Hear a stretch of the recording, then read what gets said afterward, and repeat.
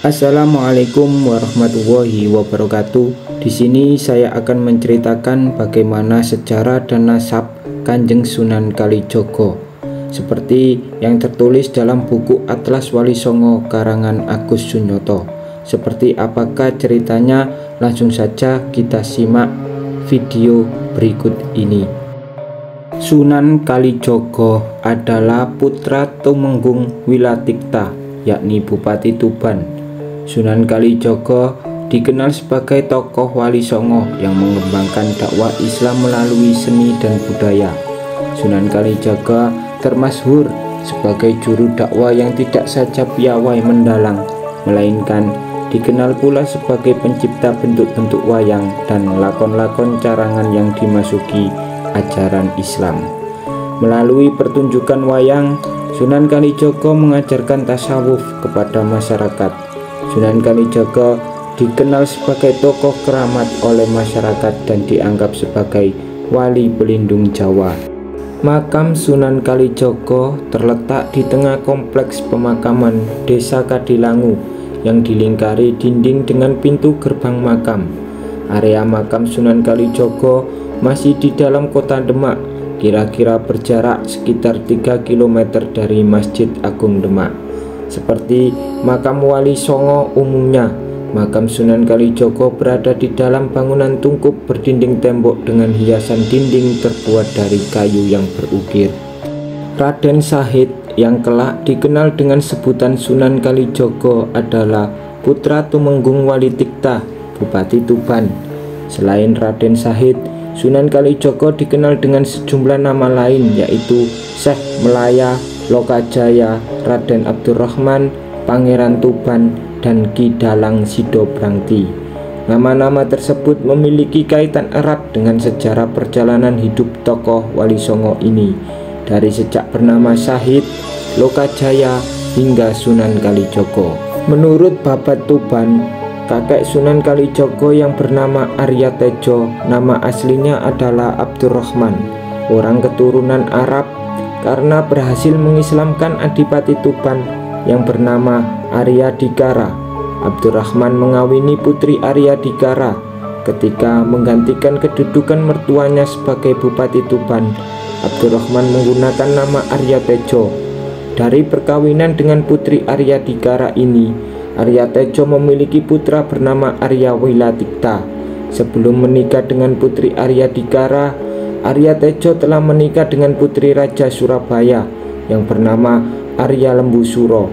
Dari pernikahan itu, Arya Tejo memiliki seorang putri yang dikenal dengan nama Nyai Ageng Manila yang kelak diperistri oleh Sunan Ampel.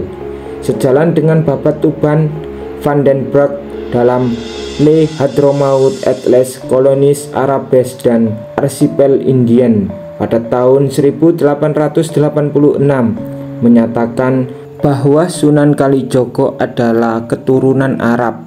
Dalam buku tersebut, garis silsilah Sunan Kalijaga dikemukakan mulai dari Abdul Muthalib sampai dengan Raden Sahid Sunan Kalijaga. H.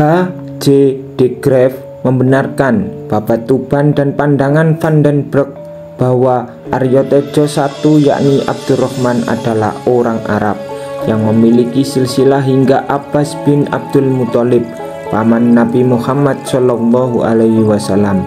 Sementara itu, menurut silsilah Sunan Kalijaga dari keluarga R.M. Muhammad Swideko yang merupakan keturunan Sunan Kalijaga dari jalur Sunan Adi yang turun ke Pangeran Wijil, diperoleh urutan silsilah mulai Sayyidina Abbas sampai Raden Sahid Sunan Kalijaga. Silsilah dari R.M. Muhammad Swidoko ini bertemu dengan sumber Babat Tuban dan pendapat de Graaf maupun Van den Broek yang menyebutkan bahwa Sunan Kalijaga adalah keturunan Arab dari jalur Sayyidina Abbas bin Abdul Muthalib, paman Nabi Muhammad Shallallahu Alaihi Wasallam.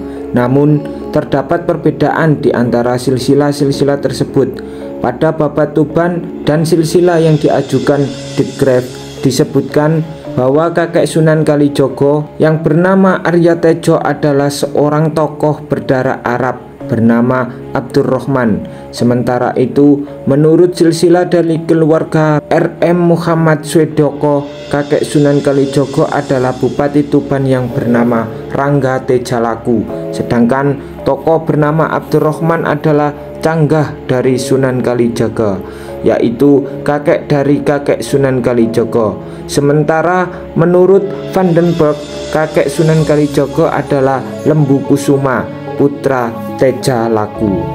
Menilik kemiripan nama Aryo Tejo dengan nama Rangga Tejalaku dan Tejalaku, dapat ditafsirkan bahwa nama itu sejatinya menunjuk pada satu tokoh sejarah yang sama dengan tiga nama yang berbeda, sehingga sangat mungkin tokoh sejarah yang disebut Arya Teja, Rangga Tejalaku atau Tejalaku itu adalah tokoh yang bernama Abdurrahman, yaitu tokoh yang memiliki nama sama dengan nama kakeknya, karena nama-nama seperti Abdurrahman digunakan secara umum oleh penguasa-penguasa muslim pada era Demak.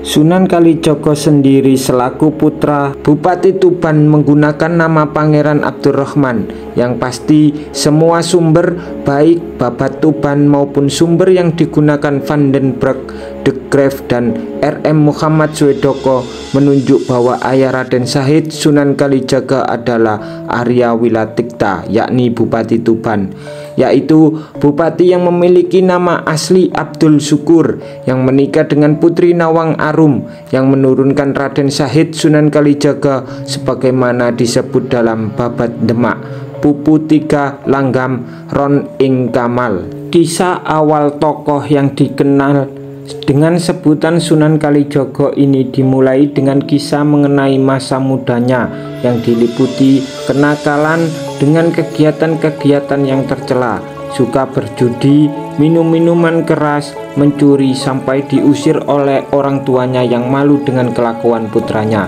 Namun dengan diusir dia tidak menjadi baik, malah menjadi nakal dengan menjadi perampok yang membuat kerusuhan di hutan Jatisari dan membuat semua orang ketakutan. Serat Walisana dalam Langgam Asmaradana Pupu 19 menuturkan masa muda Sunan Kalijogo yang menggunakan nama Raden Syahid dengan kenakalan-kenakalannya itu. Dengan kenakalan yang tidak lazim itu, yang berlanjut menjadi perampok yang tidak segan membunuh orang, Raden Syahid dikenal dengan sebutan Lokajaya. Namun atas dakwah Sunan Bonang yang saat dirampok mampu menunjukkan kesaktian mengubah buah aren menjadi emas, Raden Syahid bertobat dan berusaha keras menjadi manusia agung yang mulia, yang bahkan akhirnya menjadi salah seorang anggota Wali Songo.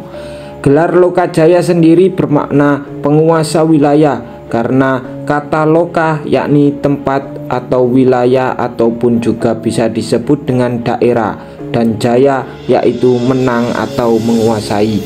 Dari satu sisi nama Lokajaya dapat ditafsirkan memiliki kaitan dengan simbol-simbol tantrisme, karena sebutan Lokajaya semakna dengan Wisesa Dharani yakni penguasa bumi, Cakra bumi atau pemimpin lingkaran cakra, Cakrabuana yang lazim digunakan oleh pengamal ajaran Bhairawa Tantra.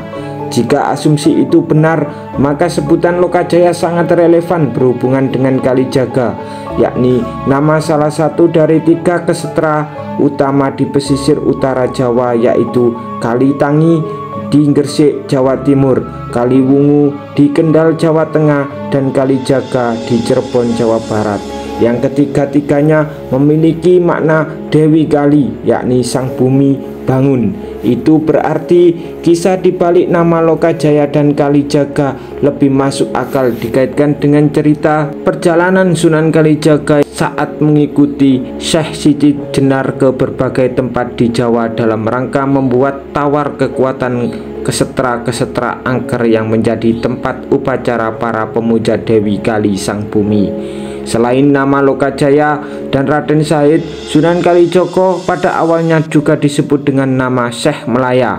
Serat Walisana menjelaskan bahwa nama Syekh Melaya yang digunakan Sunan Kalijaga berkaitan dengan fakta bahwa ia adalah putra Temenggung Melaya Kusuma di Jepara. Tumenggung Melaya Kusuma mulanya orang asing dari negeri atas angin yang datang ke Jawa dan diangkat menjadi Bupati Tuban oleh si Prabu Brawijaya sehingga menggunakan nama Wilatikta. Penyebutan nama negeri atas angin dalam Walisana sangat menarik didalami karena menurut Van der Meulen dalam Indonesia di Ambang Sejarah pada tahun 1988, kata atas angin adalah salah ucap dari atta angin, yaitu yang kehilangan semua anggota badannya, yang berhubungan dengan Bairawatantrisme. Keterkaitan nama-nama yang digunakan Sunan Kalijaga dengan simbol-simbol Bairawatantrisme tampaknya berkaitan dengan guru ruhaninya Sunan Bonang yang sewaktu dakwah di Kediri berhadapan dengan tokoh-tokoh pemuka Bairawatantra yang berusaha menghalang-halanginya.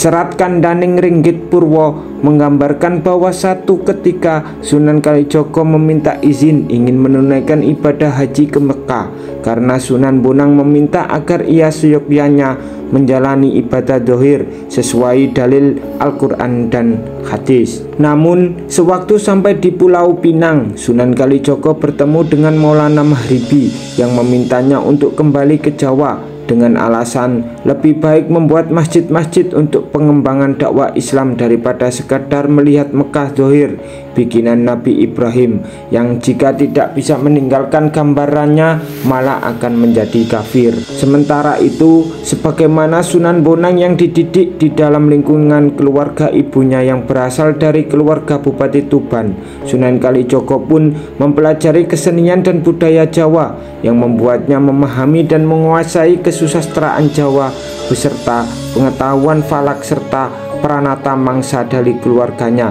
dan terutama dari Kanjeng Sunan Bonang. Itulah cerita sejarah dan nasab dari Kanjeng Sunan Kalijogo sesuai dengan buku Atlas Wali Songo karangan Agus Sunyoto. Jangan lupa untuk klik tombol like, komen, dan subscribe serta aktifkan loncengnya agar di setiap pemberitahuan yang terbaru di channel kami kalian semuanya mengetahuinya. Dari kami, Assalamualaikum warahmatullahi wabarakatuh.